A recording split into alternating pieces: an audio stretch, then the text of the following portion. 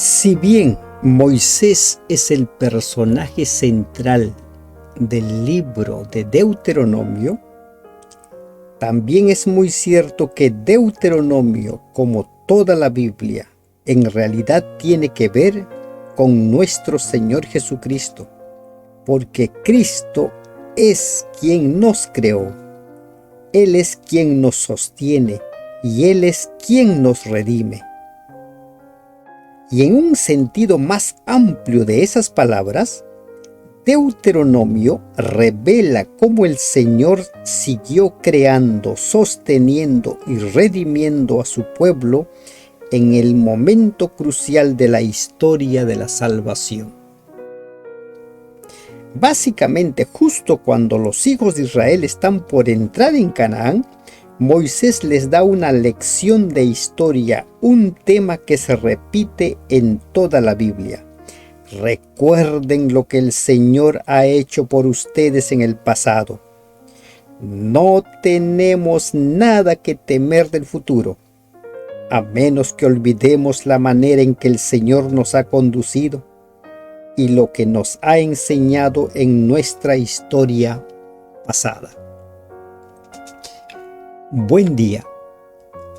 Con la gracia de Dios ingresamos al estudio de nuestra lección 2 de este trimestre. El tema tiene por título La lección de historia de Moisés. En este tema vamos a ver algunos temas puntuales, como Moisés intercediendo en todo momento por su pueblo. El amor que tiene Moisés por su pueblo es el amor que nosotros debiéramos tener por la iglesia de Dios. En estos días vamos a memorizar 1 Corintios capítulo 10 versículos 3 y 4. Y todos comieron el mismo alimento espiritual, y todos bebieron la misma bebida espiritual. Habla Pablo del pueblo de Israel, aquel que salió de Egipto, porque bebían de la roca espiritual que los seguía, y la roca era Cristo. Cristo siempre es el personaje principal de la Biblia, desde el Génesis hasta el Apocalipsis, porque Él es el Cordero de Dios que quita el pecado del mundo. Él es el que toma nuestro lugar. Él es el que derramó su sangre para que tú y yo seamos salvos. En el primer discurso contenido en Deuteronomio, Moisés repasa la historia de Israel y nos recuerda la manera en la que Dios se comportó durante los últimos 40 años que pasaron en el desierto. Nos preguntamos, ¿qué hizo Dios con el pueblo de Israel y con las naciones con las que tuvo contacto? ¿Cuál fue esa relación que tuvo Dios con su pueblo y con los cananeos? ¿Cuál fue? Desarrollemos nuestro tema de esta semana y tratemos de poner énfasis, tratemos de poner mucha atención en ciertos aspectos de nuestro estudio de esta lección. Dios carga. ¿Por qué ese título, Dios carga? ¿Qué tiene que ver con Dios carga? En el ministerio de Moisés encontramos algo muy interesante. Dios le da el liderazgo a Moisés, pero Moisés en ningún momento toma ese liderazgo como poder. Por el contrario, Moisés toma ese liderazgo como una gran responsabilidad por el pueblo. Moisés llega a amar al pueblo. Y entonces, ¿qué tiene que ver con este título Dios carga? Por la traducción. Cuando Moisés le dice a Dios que perdone según la traducción de la versión Reina Valera, En lugar de perdones, la palabra sería que cargues. No perdones, sino que cargues. Carga con el pecado de este pueblo. Éxodo 32:32 dice, que perdones ahora su pecado y si no, ráeme ahora de tu libro que has escrito. En lugar de perdones, que cargues ahora el pecado del pueblo y si no, ráeme ahora de tu libro que has escrito. Que cargues. Jesús cargó con nuestros pecados. Jesús fue hecho pecado a pesar de que Él no cometió pecado. Poco después de escuchar de la boca de Dios mismo las palabras no te harás imagen, los israelitas construyeron un becerro de oro y lo adoraron. Como mencionamos en la lección anterior, había un gran problema con este pueblo. Y es un problema que se repite también en nuestros días. El pueblo veía en Moisés al líder, al hombre que los sacaba de Egipto y que los llevaba. No se percataron de que era Dios el que se estaba manifestando a través de Moisés. Cuando Moisés sube a encontrarse con Dios por 40 días, este pueblo siente que perdió a su líder.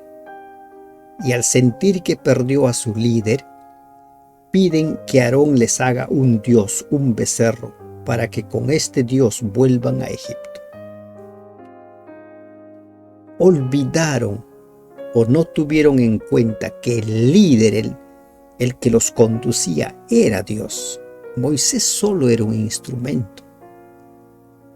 Y es eso lo que tenemos que tener muy presente nosotros. Es Dios el que conduce a su pueblo. No es el pastor tal, el directivo tal, el líder tal, el anciano tal, el dirigente tal. No.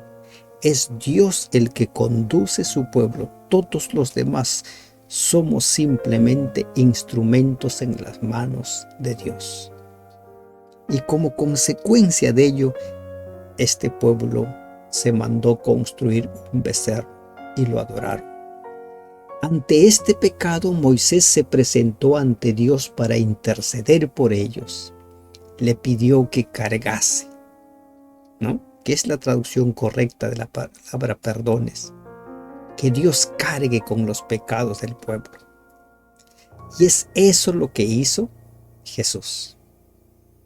Cargó sobre Jesús el pecado de todos nosotros. Isaías 53:6. Recordemos que todo lo que sucedió en el Antiguo Testamento, era un símbolo de lo que iba a suceder cuando Cristo viniese, porque todo apuntaba al ministerio de Cristo, al ministerio salvador de Cristo. Todo el plan de salvación que Dios le presentó a Israel por medio de figuras, imágenes, ceremonias, fiestas, apuntaba al plan redentor de Cristo, lo que Cristo haría. Y en su papel intercesor, ahora nos encontramos con Moisés. Moisés fue precursor del verdadero intercesor de Jesús. Le dice a Dios, perdona, carga con los pecados de ellos. Si tú no lo haces, borra mi nombre. Ese es el liderazgo que necesita una iglesia. Un líder que ame su iglesia, a pesar de sus fracasos, de sus debilidades, que ame su iglesia y que en todo momento le pida a Dios que cargue con los pecados de su pueblo. Dios cumple la profecía cumplida. Dios había dicho que este pueblo vagaría 40 años en el desierto por haberse rebelado contra él. Deuteronomio 1:3 dice lo siguiente: aconteció que a los 40 años, en el mes 11, el primero del mes, Moisés habló a los hijos de Israel conforme a todas las cosas que Jehová le había mandado de ellos. En el tiempo cumplido, Dios es un Dios de palabra. Si Dios dice que se va a producir tal o cual cosa, se va a producir. Dios disciplina, es consecuente con lo que dice. Cuando los israelitas se negaron a entrar a Canaán, Dios los castigó a vagar por el desierto 40 años. Un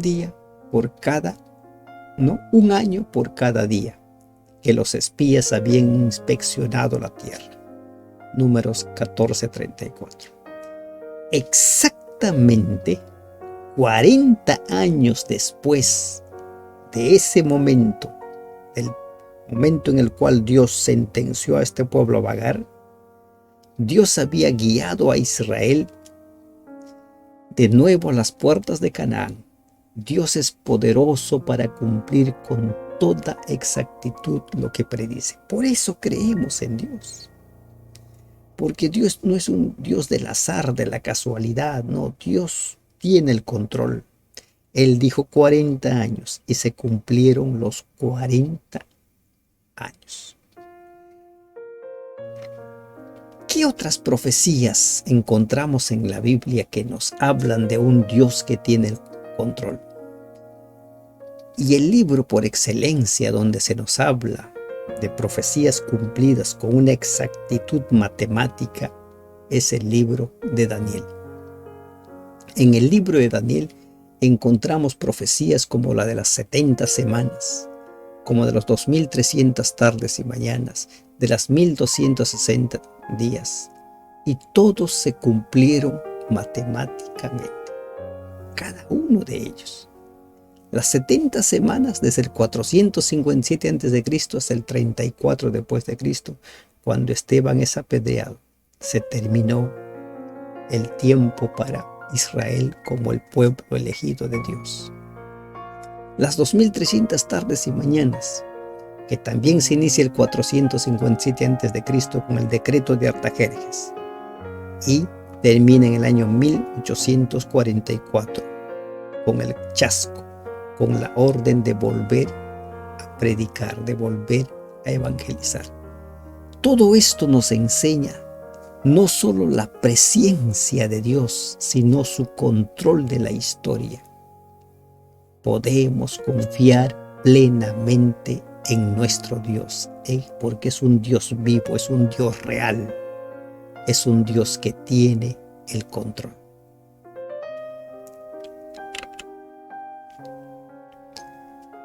Dios bendice 1000 veces más numerosos. Dios bendice. Deuteronomio 1:11. Jehová Dios de vuestros padres os haga 1000 veces más de lo que ahora sois y os bendiga como os ha prometido. Dios siempre cuida de su pueblo. Dios siempre bendice a su pueblo. ¿Qué había sucedido? Dios había estado bendiciendo a Israel durante sus 40 años de peregrinaje. No los abandonó. Ellos se rebelaron, fueron sentenciados a vagar 40 años y en esos 40 años morirían, no entrarían a la Canaán terrenal. Pero con seguridad muchos de los que murieron en esos 40 años en el desierto, muchos de ellos se levantarán para ingresar a la Canaán celestial. Muchos, aunque no la mayoría, porque siempre estuvieron rebelándose como Coré, ¿no? Tatán y tantos otros. Moisés anhelaba que pudiesen seguir siendo bendecidos en Canaán y que llegasen a ser mucho más numerosos. Y le dice que Dios los bendiga 1000 veces más de lo que ahora sois. Pero para poder administrar correctamente estas bendiciones necesitaban organización. Esta es otra faceta que encontramos de Moisés. Moisés no ambicionaba el poder, el liderazgo, ¿no? Él quería que el liderazgo sea compartido que el liderazgo sea ejercido para el bien del pueblo, en beneficio de su pueblo, en beneficio de la iglesia. Oh, si esta lección puede ser aprendido por aquellos que anhelan poder en las iglesias. Hay iglesias en las cuales una persona quiere tener todo el control y le hace mucho daño a las iglesias. El pueblo de Dios en el desierto estuvo bien organizado. Esta organización se mantuvo en el tiempo para el pueblo de Israel. Hoy Dios también quiere un pueblo, una iglesia organizada. ¿Qué encontramos nosotros? Moisés pide al pueblo que elijan varones sabios y expertos para ejercer el liderazgo, para que juzguen justamente, para que juzguen sin distinción, para que pongan en práctica el juicio de Dios, porque después de todo ellos serían como representantes de Dios. La organización implica un cuerpo unificado con personas que cumplan varios roles según sus dones. De esta forma, las bendiciones de Dios pueden ser administradas de la mejor manera posible. El pueblo siguió creciendo y Moisés nombró líderes.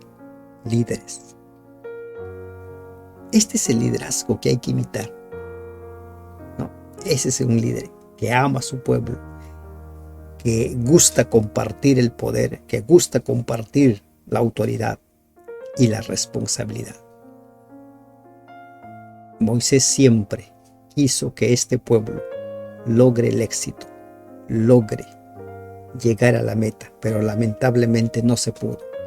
Pero a pesar de eso, Moisés anhelaba que Dios siga bendiciendo a este pueblo.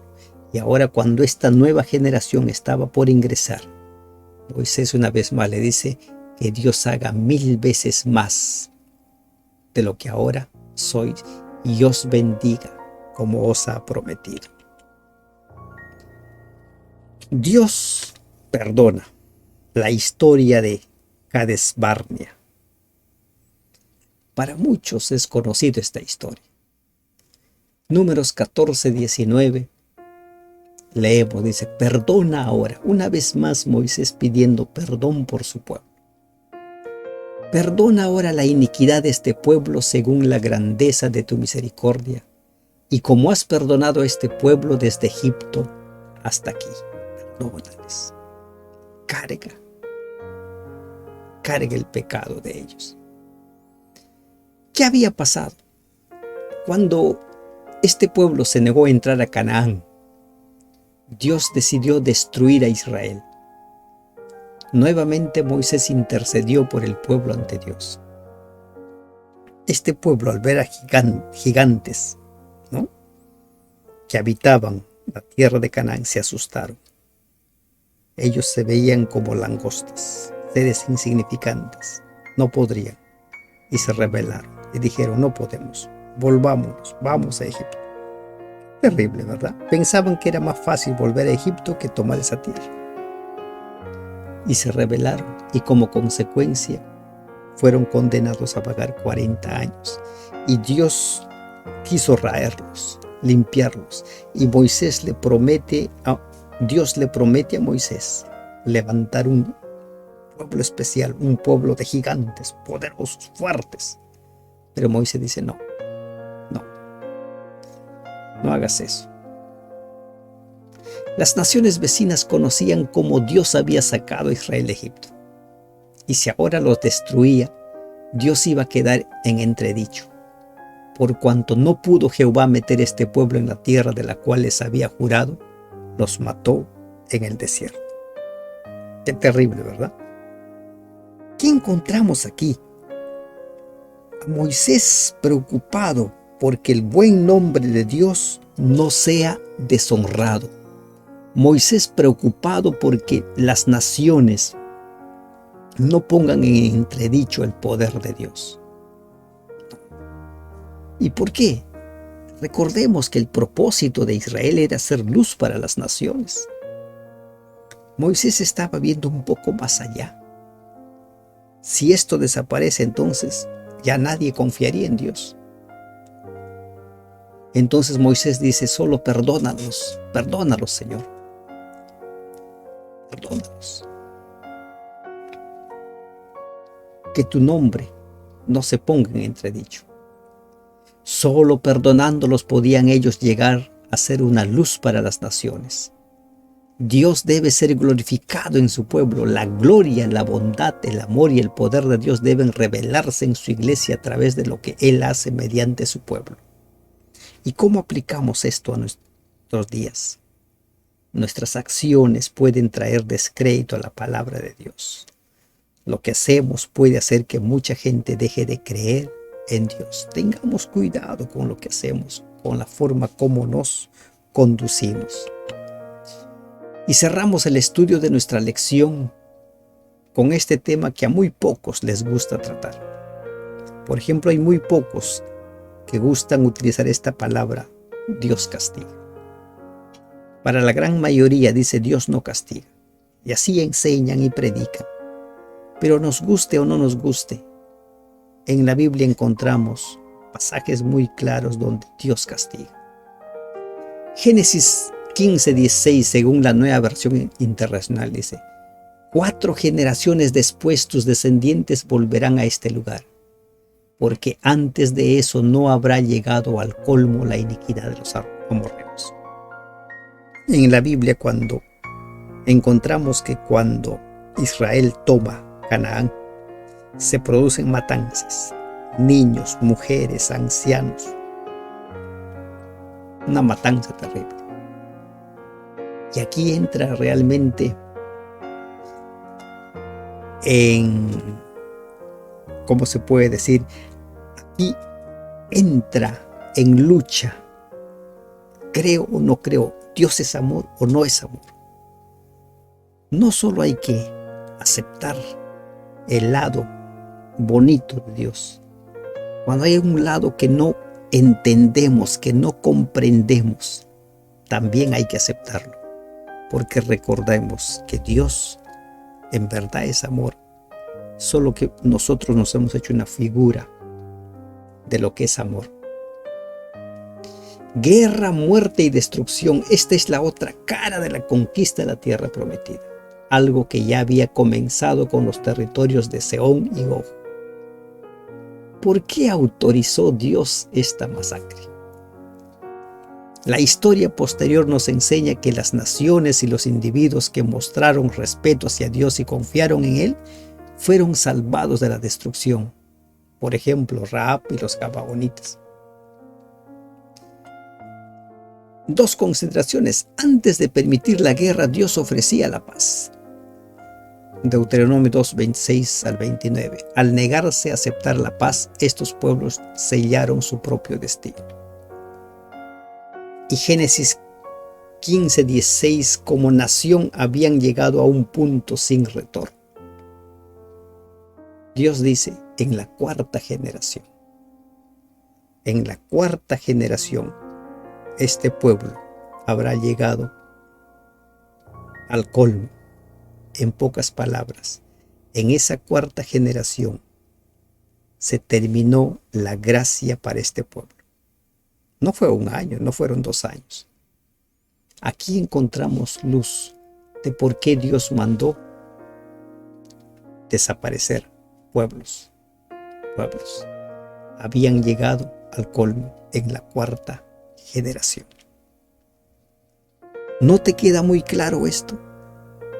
Puede ser, para muchos no les queda claro. Pero confiemos, cree en Dios. Cree en Dios. La fe no se trata solo de amar a Dios en un hermoso día, en un hermoso bosque lleno de maravillosas vistas y sonidos. También implica confiar en Él a pesar de lo que no entendemos completamente. La historia de los hijos de Israel fue escrita para nuestra amonestación e instrucción. A quienes hayan alcanzado los fines de los siglos, Aquellos que estén firmes en la fe en estos últimos días y finalmente sean admitidos en la Canaán celestial, deben escuchar las palabras de advertencia pronunciadas por Jesucristo a los israelitas. Estas lecciones fueron otorgadas a la iglesia en el desierto para que el pueblo de Dios las estudiara y les prestara atención a través de sus generaciones para siempre. La experiencia del pueblo de Dios en aquel desolado paraje será la de su pueblo en estos tiempos. La verdad es una salvaguarda en todas las edades para los que se mantienen firmes en la fe y que fue dada una vez a los santos. La lección de la historia de Moisés. ¿Qué hemos aprendido?